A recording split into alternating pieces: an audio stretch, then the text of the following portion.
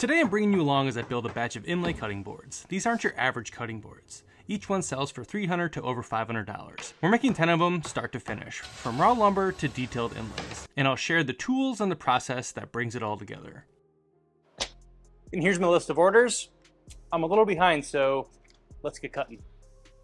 Step 1 starts with the lumber. I mostly use 5/4 hardwoods, no stains, just all natural colors. And I break down these 8-foot boards into more manageable chunks based on my build list. From there, they go through the joiner and the planer to get them flat, or flat-ish. I'm not too picky at this point since they'll get glued up and flattened again later. But having everything relatively square makes things way easier down the road.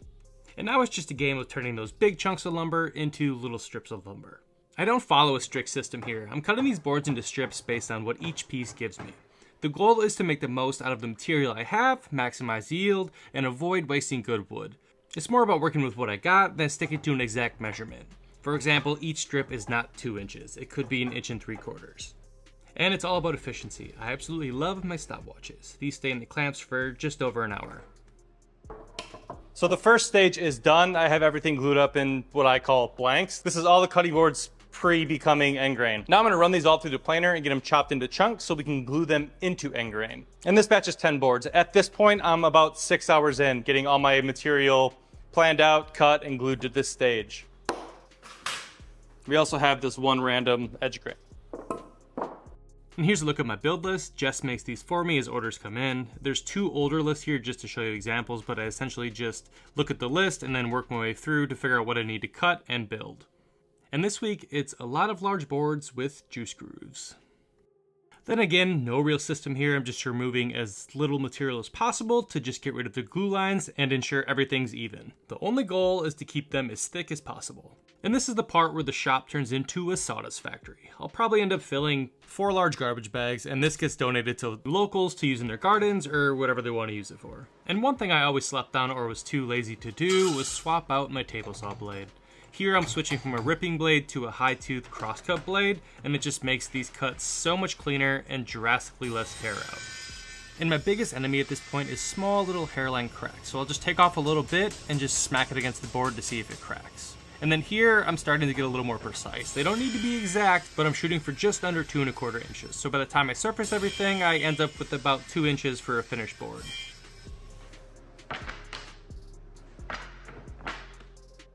And the ends of the boards are typically where the cracks are. You can see all these fine little hairline cracks, and I try to place them all one direction. You could also cut some of these off prior to gluing them together, but it's just easier and faster for me to just throw them all on one side and then just cut off the excess. These can be hard to see and ruin a cutting board real quick. I've cracked boards with little tiny hairline cracks that I just didn't see. And it's not very fun when you're 90% finished with the board and you go to sand it and notice there's a small crack in the middle of it. And here's a great example of how deep these can actually go. Like, you can see these are pretty big cracks, and then when I flip it around, they're hardly visible. So I just cut everything 4 or 5 inches long and expect me to have some waste. Then I do my best to alternate the grains. This makes the board a little stronger, and I just think it looks better aesthetically. And then a bunch more glue to glue these into their final end grain form. Here they're roughly 1 inch bigger on each side. I'll typically leave these in the clamps a little longer, roughly 2 hours, gluing several at a time, and scraping off the excess glue after about an hour. As the glue sets, I continue to work on the other boards on the list. And as you can kind of see here, there's another hairline crack that's pretty hard to see, and quickly fails the smash test. So I got the last 2 boards in the clamps, and all these other boards are glued up and ready to start surfacing. Right now I'm about 10 hours in to get all the boards cut, everything organized, and into their end grain form. I have 10 end grain and this 1 random edge grain. So I have some of the kits glued for the plugs, and I'm gonna start surfacing these now. And while the CNCs are running, I'll be working on the other plugs and getting like Vectric files and all that stuff in order. Having the right tools makes a huge difference. We've been doing this full time since 2017, and over the years, I've been fortunate enough to slowly build up my shop, which really helps streamline the process. When I started, I definitely didn't have all this. It's taken years of upgrades and reinvesting to get here. Projects like this can be tough to justify with entry-level tools, especially if you're trying to make money. They take a lot more time, and time adds up fast. There's already a ton of work and material that goes into these boards before I even start the inlay. From computer design to all the milling and glue ups. And having the right setup keeps the whole process efficient. At least until the shop supervisor Merlin shows up, then efficiency drops about 30% when he clocks in. But once the large tools and dust collectors kick on, he's out of there. And now the Onefinity takes over. This specific pattern here takes about 2.5 hours per side. Some boards can take 15 minutes depending on complexity, up to 3 hours per side. Unless it's a custom board and design that the customer paid for, I typically avoid boards that take longer than 5 hours to mill, as it really limits me because I can only essentially cut one board per day on the machine. And in this batch of boards, we have two 20x16 floral boards like this, one with a juice groove and one without. I cut the juice groove right away to ensure everything stays properly aligned, and then the board doesn't have to go on the machine again other than surfacing. And now onto the plug, which is essentially just a mini cutting board. I make these the same exact way as the cutting boards themselves, they just get cut into 5/8 chunks instead of 2-inch chunks. And these are essentially little mini end grain cutting boards. They have to be end grain, otherwise the cutting board will fail. If you have an end grain board and a face grain inlay, it won't be long until that thing cracks. And I've played around with multiple ways to make these little end grain plugs, but I've just ended up settling on making them individually. That's just what I prefer. And now on to cutting the design into the plugs. We use our Airways vacuum table. It holds them nice and flat and I don't gotta worry about screwing them down to the wasteboard. And here's our maple plug. After a few passes through the drum sander, it's pretty flat and even. The bulk of the material is removed with upcut bits. This part doesn't take all that long. The long part comes to the tiny little detail bit.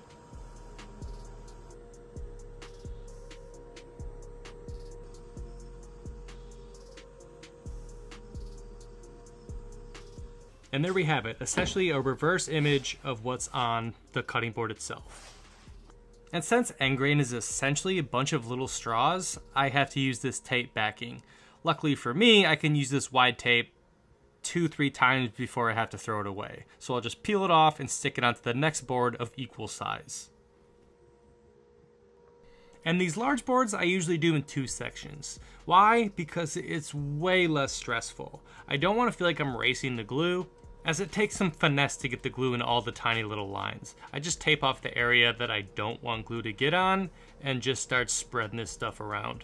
It does look like a lot, but I err on the side of too much rather than too little, because the glue will kind of sit on the surface and look like there's glue down in the lines, but there's actually not. So I just err on the side of too much glue, accounting for the excess glue to just squeeze out. And I do use a custom-made press to press the boards, I don't just hammer them in. And once these long carves are carving, I might not even be in the shop. I usually just get to the point to where it's running the V-bit, and then I'll just set an alarm for every 30 to 45 minutes because really not much can go wrong. If I'm running like an hour carve, I might be mowing lawn or cleaning the shop or doing something else. I'm not just sitting here watching it work. That's a lie. I get sucked in watching this thing just run around in circles. And there's a lot that goes into detailed cutting boards like this. I can't just inlay any image out there. Even if I can find an image online I like, I typically have to completely redraw it to get it to inlay properly. And yes, I use a lot of Titebond. I don't actually keep track, but I for sure used a gallon of glue making this batch of boards. And I absolutely love these mind-bending designs. I have 2 optical illusion boards like this, and I just think they're so cool how 2 pieces of wood and a design can play tricks on your mind. A common question I get is where I get my lumber. So this is my last invoice. Wood is quite expensive. So this last order I paid $1,800. I ordered it from Peak Lumber and Plywood, and they deliver it. If you order over, I want to say $500, they do free delivery, so the lumber comes to the house and I unload it off of like a semi essentially into the shop, into my racking. This could last me 1 month, this could last me 3. It just depends how busy I am. I ordered 100 board foot of prime 5/4 walnut at $11.50 a board foot. That came out to about $1,150. I ordered 5/4 hard maple at 60 board foot for $5.50 a board foot, $313. 5/4 cherry at 60 board foot, just under $5 a board foot, and that was $279. So yeah, wood's expensive. Each cutting board uses roughly between 4 to 8 board feet, 5 to 10 to make it simple. And it could cost me anywhere from $30 to make a board up to $100 plus just in materials. And that doesn't include like glue or anything like that. So walnut's expensive. A majority of the boards I make are walnut, and at $11.50 a board foot, it comes out to like $50, $60 a board just in walnut. And then you got to factor in the plug, which is maple, and it adds up quick. Then once the glue is cured, I surface the plug off with the CNC, or I use the bandsaw. Then the process for the other side is exactly the same. I get a ton of comments on social media saying this is as easy as just pushing a button, that using a CNC isn't real woodworking. I strongly disagree, but everyone's entitled to their opinion, and that's totally fine. Odds are most of these people have never operated a CNC and just assume it's simple. I can assure you it is not. I've probably made over 100 of these boards by now, and I'm still learning with every one. To do this well, you need a solid understanding of wood, how it moves, how it reacts, and you also need a pretty close relationship with your machine. On top of that, you either need to be able to draw designs yourself, or work with someone who can create files specifically for a CNC and specifically inlays. That's a skill set all on its own. So sure, running the machine might not be woodworking by itself, but everything else around it absolutely is. Prepping the wood, building the blanks, gluing them up, finishing, and especially understanding how and why things fail. That is woodworking. These boards can still fail even if you take the CNC out of the equation completely, and I was able to carve them by hand. There are so many factors, from glue lines, grain direction, to the humidity of my shop, the moisture content of the wood, and many other factors, that if you don't understand, you're going to have a pretty bad time. So no, the machine running by itself isn't woodworking. But without real woodworking knowledge, there's no way you could pull this off and do it well. There are so many things that go into making a seamless inlay. And if it's not seamless, it's going to fail. These boards get wet, they dry out, they expand and contract. If the inlay doesn't fit perfectly, you're going to get cracks and gaps. Even if I gave someone the exact numbers I use for my fitment, it probably wouldn't work on their machine. I could use the exact same bit on 2 different machines and get totally different results. I've even seen differences between 2 of the same bits on the same machine, which is why I recalibrate every time I use a new bit. So if you ask for my offset numbers and I don't tell you, that's why. It's not just a simple answer, and I don't want to give you numbers that just aren't going to work for your machine. So long story short, no, the machine running isn't technically woodworking, but everything around it is.